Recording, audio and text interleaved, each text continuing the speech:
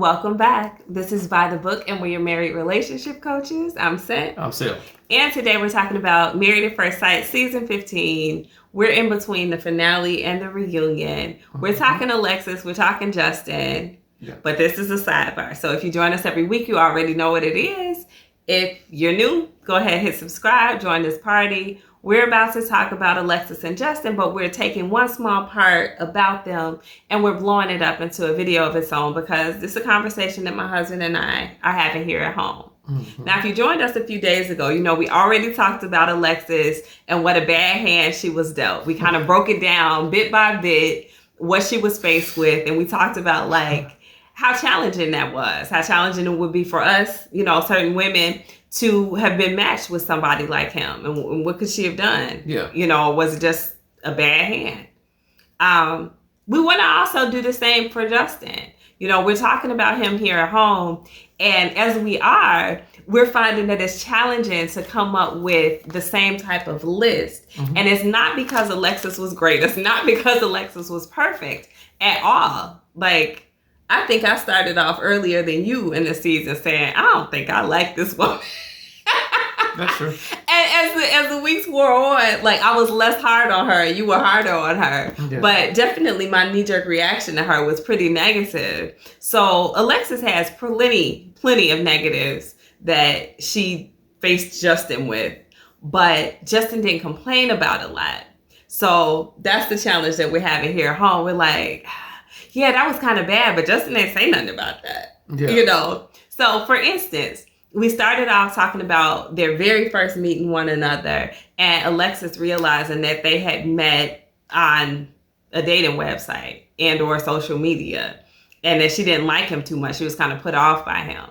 Now for Justin, that sucked. Like that's a bad card to be dealt right off the bat because this person already has made an opinion about you. Mm-hmm. And now he has to try to overcome what it is that, whatever opinion that she's formed of him. So he's starting off in a hole a little bit. True. I think personally him knowing that, her telling him, no, I remember you, would have been a bad thing.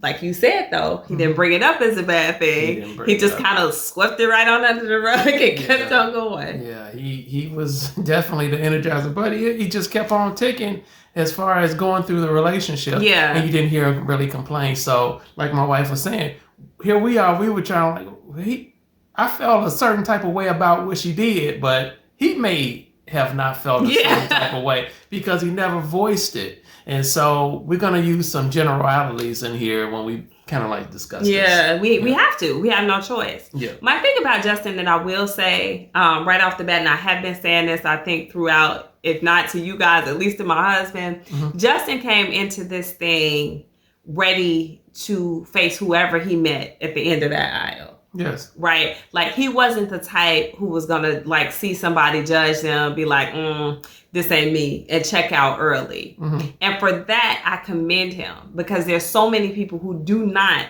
go into Married at First Sight with that mentality. Yeah. I feel like for this season, we had him, we had Kristen. They both would, maybe they should have been matched with each other. I bet you they would still be married. No, they wouldn't. Why not? I'm going to leave it alone. But go ahead. It's the thrust. But anyway,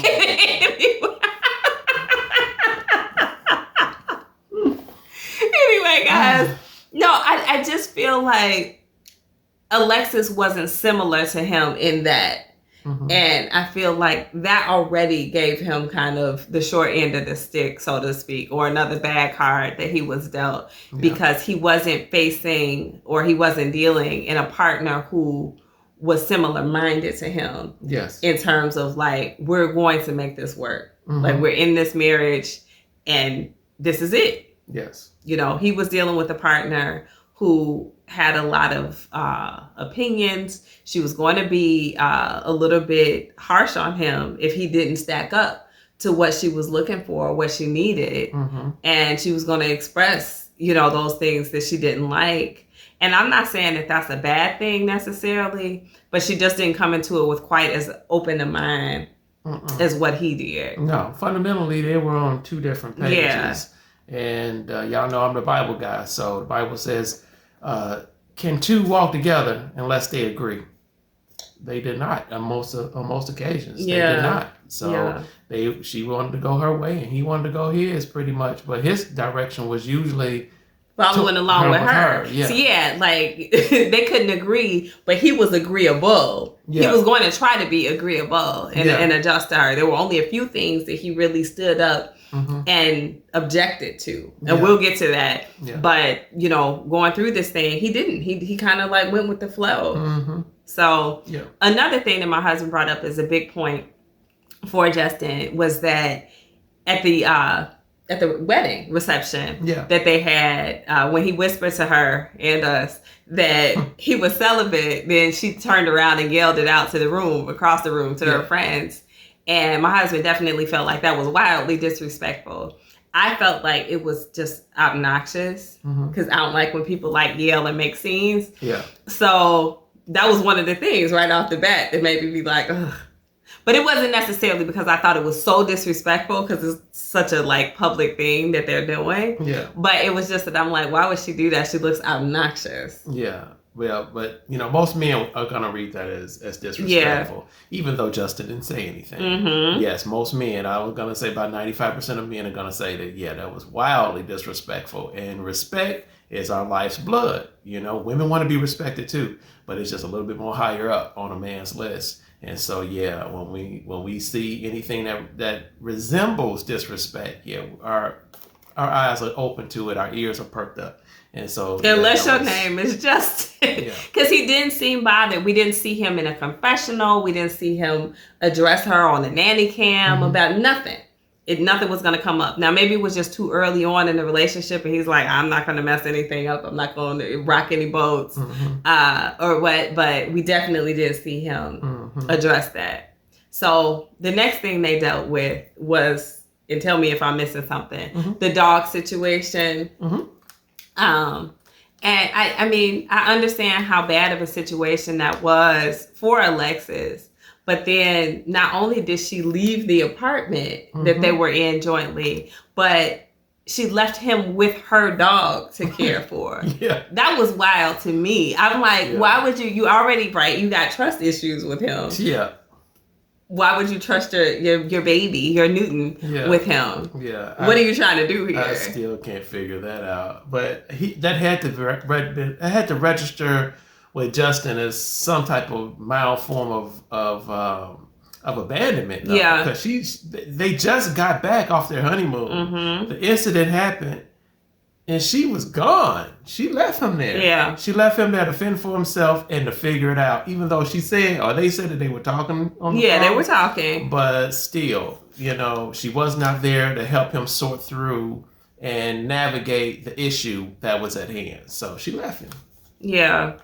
So, that's problematic. I think that's problematic for a lot of people, especially in this situation, specifically in a brand new marriage where you don't know where it's going. Very uncomfortable. That was something that he did. I think he at least brought that up in an after party and talked about his feelings about it. So it wasn't something he was completely silent about. I know it bothered him some. All right. What else you got, babe?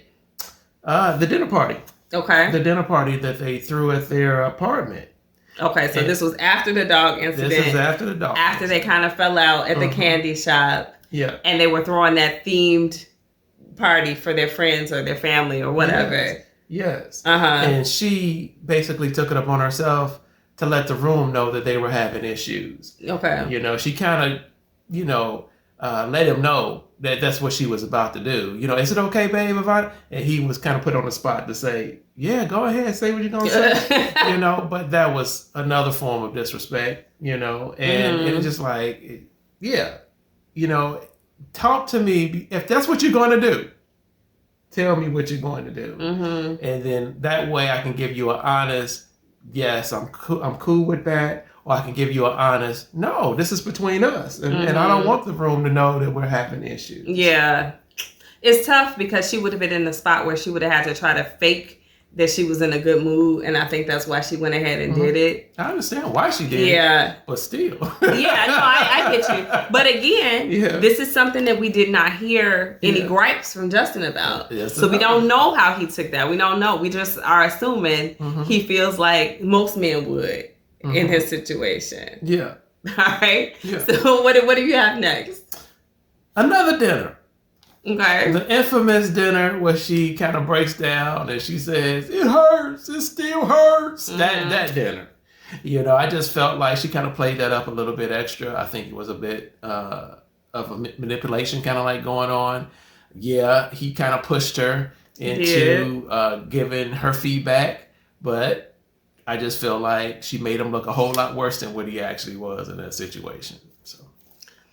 Yeah, I don't know. I mean, I definitely feel like she has the ability to manipulate. I think sometimes you give her more credit for being smarter than what I think she is in terms of being able to pull his puppet strings like that. Like, she made him say what he said to her, which then gave her the opportunity to cry and embarrass him. I'm like, that's a lot of steps that she would have had to plan for.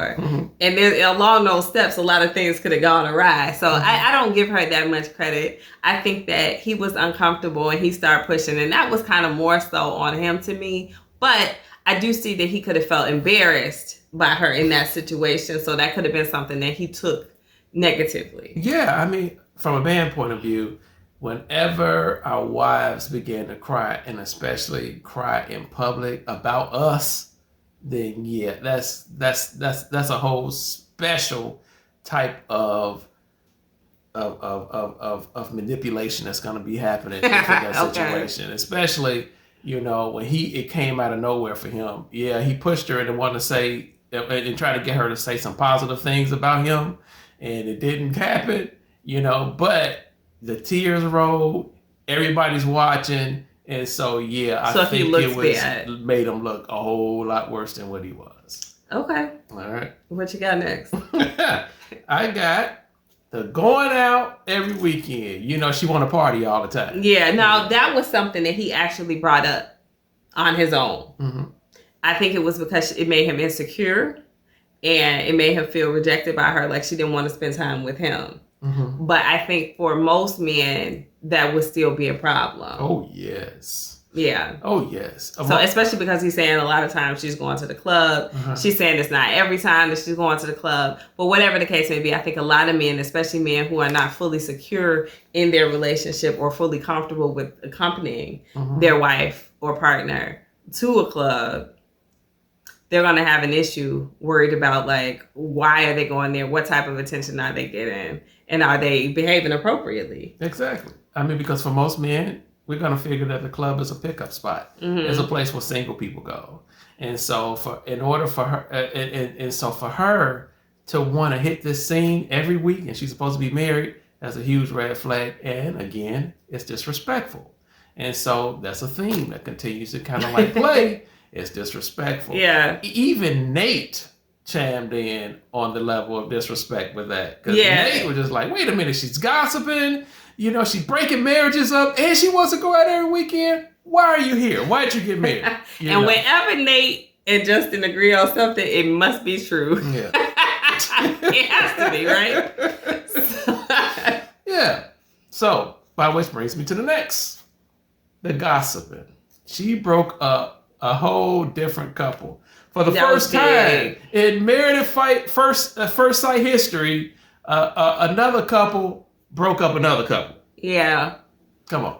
That was bad. I mean, my big thing for her with that, and I think I expressed it at the time, whatever he said to her, however it came out, whether he had put the phone call on speaker or if he told her during pillow talk, that's something that she should have had the discretion to know better than to go outside of their marriage and say something to Morgan. I felt like it was tacky, it was messy, it was gossipy, it was immature, it was any number of things, but unacceptable for Alexis to do in that position. And she also put him in a spot where his friendship that he had developed with Ben was compromised. I think, if I'm not mistaken, somebody said, whether it was an after party or what, that kind of destroyed the friendship and the trust between Justin and Ben. Yeah, and I think Justin did. Yeah, I think Ben was one of the few people that Justin was able to foster a friendship with. He wasn't close to Nate. Nobody was close to Mitch. Mm-hmm. It didn't seem like he had developed much of a bond with Miguel, and so that was his outlet. That was his channel, and Alexis kind of destroyed that. Yeah. I don't think she necessarily did that part of it on purpose, but that was the result. Yes. So she betrayed his confidence. And she betrayed his trust. And we all know that without trust, the relationship can't stand. And so she's being disrespectful and she's betraying his trust. Mm-hmm. Two huge things. Mm-hmm. Next up, she betrayed his confidence again when she outed just how bad he is in bed. He shouldn't have been bad in bed. Still. That's a matter mainly of effort. So I don't know, babe. No. Okay, here it is. He can be as bad or as good in bed as he wants to be. However, we shouldn't know how good or how bad he is in bed. That should be between them. The whole world does not need to know about his stamina or his thrust or none of that. But she made sure that the country knows. The whole world knows just how bad Justin is in bed. Yeah, and so she betrayed his trust. Trust is very important within a marriage. Did. But I want you guys that are watching to know, like, women talk. If it's a problem, women talk. So just, know that. Most of the time, if it's bad, that's where you're going to hear the most information. Like, we didn't hear a lot from Sasha about Nate. So I assume it was fine. You know what I mean? If it was a problem, we would have heard about it. Okay. That's how it goes. I don't know. I'm not saying she should have said as much as she did. Uh-huh. I do think that, she could have kept some of the commentary back. Mm-hmm. But even Kristen said that Mitch was having issues with his stamina, let's just say. So, you know what I mean? Like, even the person who we hold pretty in high regard in Kristen is talking about it. If it's a problem, it's coming out, y'all. Ladies, let them know. We're going to say something to our girls if it's not right. I'm just saying. Still wrong. It's bad for us to come back to him, though, right? He shouldn't know about it. No, it was wrong to say it on national TV. Okay, that's fair. This is a unique process, but she knew them cameras were there. They just didn't pop up out of nowhere. She knew that the cameras were there, so no. Yeah, and it was a few different occasions, so it was gonna come out at some point. Every opportunity she got. Yeah. How's the sex? Horrible. I mean, she hurried. She didn't say that much. And let's see how you took it so far. All right. You got anything else on Justin's hand? One last thing. All right. One last thing. All right. We know that Alexis was raised in a household full of strong women. Yeah. And she was basically raised to view emotions, especially being sensitive, as weakness. Okay. And so here she was paired with a man who could be considered sensitive, and by could be considered sensitive. Some could consider him. You sensitive. said what now? Okay. Some could. Not everybody could consider him sensitive, but some could. And so since she was raised this way, and she's married with a man who's sensitive, it's not a stretch to think that she views him as being weak, even though she never voiced it in that way. And again, we're reaching, right? We're reaching on his behalf for that, because I don't think that she ever voiced to him that she thought that it was a problem. I remember early on anyway, maybe during the honeymoon or shortly thereafter, she was very sensitive to his sensitivity. Mm-hmm. I remember her wiping his tears and her saying, oh, my sensitive baby, and stuff like that. Like, it was almost endearing the way she was treating him about it. So I don't know that if she ever treated him badly for it, or if it ever came up as an issue, except for her to explain to him when she was talking about her family, how she grew up. If he internalized that, I mean, we'll never know. Yeah. But yeah, it's not a stretch for us to think that. Yeah. I don't know how it was received by him. Yeah. I think you probably still want to address the point of him giving up Luna, or not Luna, of Maya. Or are you leaving that part out? I'm gonna leave that out. Okay. Because we bore that out. We did like a couple of videos on that all by itself. Okay. So. Well, I mean, that being the case, I do feel like he was dealt a bad hand, though I don't know if he could have been dealt a very good hand either. Because, as I said at the beginning of the video, I do think that Justin went into this situation prepared to be good to and fight for the marriage with whomever it was that met him at the end of the aisle. But I don't feel like he was very well equipped for most people, for most women that he's going to encounter. That's fair. And I've said it before, and I don't mean this to be any more disrespectful to him than Alexis was, but he's going to off-put a lot of people with his lack of masculinity. And we're not talking about toxic masculinity, guys. Like, I know people like to jump on with these hot phrases, you know, and say, I don't need him to be aggressive. I don't need him to be chauvinistic. I don't need him to be any of those things. Just like the basic things that we would expect from a man. The leadership is missing. The confidence is missing. The thrust is no, I'm just I'm just kidding. But honestly, there's some very basic and fundamental needs that most women have, most women look for in a man that he seems to be challenged with. So while he was ready to go in, you know, with everything he had, I don't feel like what he had was enough to make a marriage work for most women. He would have had to be suited or set up with a very unique type of partner that would have been looking for his specific personality type. Yeah. And I think the experts would have had to do a really, really fantastic job of finding that person. Yeah. And they don't do fantastic jobs. So he was going to be in a bad situation anyway. Yeah. But yeah, Alexis was horrible for him. Yeah. She was too strong. She was too masculine. She was too vocal. She was a bit obnoxious. She was messy. She was kind of immature. And I think unprepared for a marriage with somebody who wasn't more alpha than she is. So if she wasn't set up with a man who was going to be able to kind of make her fall into her feminine energy. Yeah. I don't mean make in a forceful way. I mean, just his command and presence, the person that he is, was going to push her into her feminine energy, then I don't think it was going to work. She just got too much alpha in her. So they were both in a bad spot, y'all. Justin was too. You know, Alexis is not wholly off the hook. She had a lot of faults. She had a lot of flaws. We can talk about them in the comments below. But that's what we've got on Justin. This was his hand as bad as her hand was. They both had some struggling hands. Some struggling hands. You know, they both did. You know, in a perfect world, if they played it perfectly, they probably could have made something happen out of it. But with each other, I'm born. You are an optimist for sure. And so, and a hopeless romantic. All things would have had to been set up, you know, and they would have had to act accordingly, perfectly for it to work.